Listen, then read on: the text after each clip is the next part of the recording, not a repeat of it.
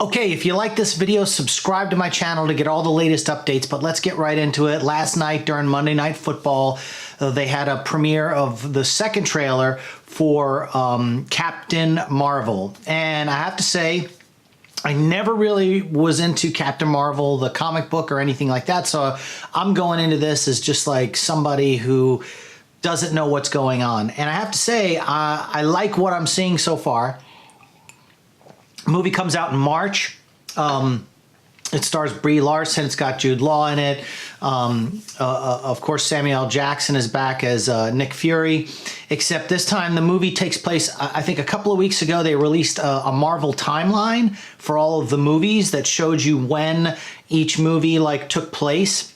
And this movie takes place in 1995. Now, the first trailer had Captain Marvel coming from outer space, like from a crashed ship, and she lands and crashed right through a Blockbuster Video, which obviously Blockbuster Video has been bankrupt. They went out of business. It was nice to see a Blockbuster Video though in the first trailer. So we get a little bit more in the second trailer about kind of what's going on, and it's starting to make sense if this takes place in 1995. This was probably the first interaction that Nick Fury had. Obviously, he's young.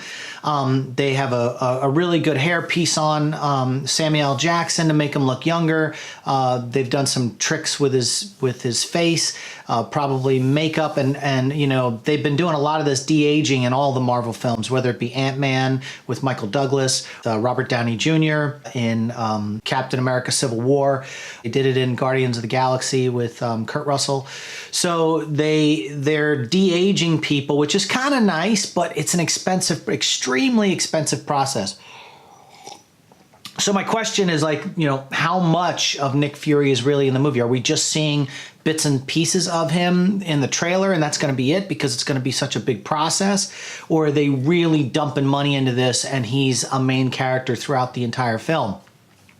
It looks like Brie Larson's character, Captain Marvel, was abducted or something from Earth, or was up in space and got caught up by this master race that reprogrammed her, wiped her brain and everything. But of course, the human mind is very complex, so it started recalling. She started having like a total recall of being and having this former life on Earth, and trying to figure out who she is as a person.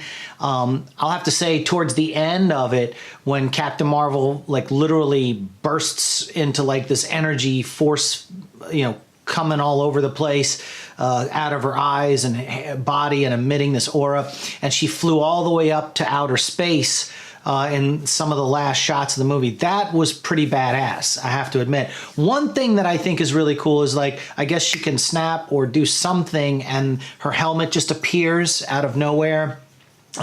It's like a nanotech. I think it's great. And one of the things I noticed is they keep showing these shots of other people like her race, and they all have these helmets that look really, really similar to Captain America's helmet in the Avengers and in Civil War and all that kind of stuff. And I'm wondering, because of the timeline now, did they use that tech to make Captain America's helmet? Because it's impervious to anything. He's always getting hit and all this other kind of stuff in all the movies with that mask, but it protects him. But the helmet looks almost identical to what Captain Marvel's wearing. So I thought that was really cool. And so, if it's a little Easter egg nugget that they're putting through, I remember, which was it the first, I can't remember. I mean, there's been 20, this will be the 21st Marvel film in the series, I think. Is that how many there's been? If I'm wrong, correct me in that. But what's really interesting is, they always had these nuggets, like when Robert Downey Jr. picked up the Captain America shield that was kind of in development or something and tossed it to the side, before Captain America was even a thing in the movies. And so they always have these little nuggets. So I have a funny feeling that Captain America's helmet is Captain Marvel tech, wherever that planet is that she's from. Obviously, it looks like another situation where she has to not only defend the human race towards the end of this film, but also against an alien threat, which seems like it's her own people. I'm trying to figure that one out. But again, I don't follow the comic book, so I'm just getting what I'm getting from the trailer, which is actually good because then I go into it fresh. I don't know a lot of the canon or the history, and it's exciting. I like going into movies where the trailer only gives you just enough to figure out a little bit about what's going on, but they don't spoon feed you all the information. So anyway, that's it. It premiered last night during Monday Night Football. The movie comes out in March. Captain Marvel. Looks like Marvel and Disney are going to have another huge hit on their hands. There's really nothing else coming out in February. And so there you have it. Captain Marvel, trailer number 2 dropped last night. If you like this video, like it, share it, spread it on social media. Talk to me in the comments. What did you think about the trailer? And we'll see you in the next video.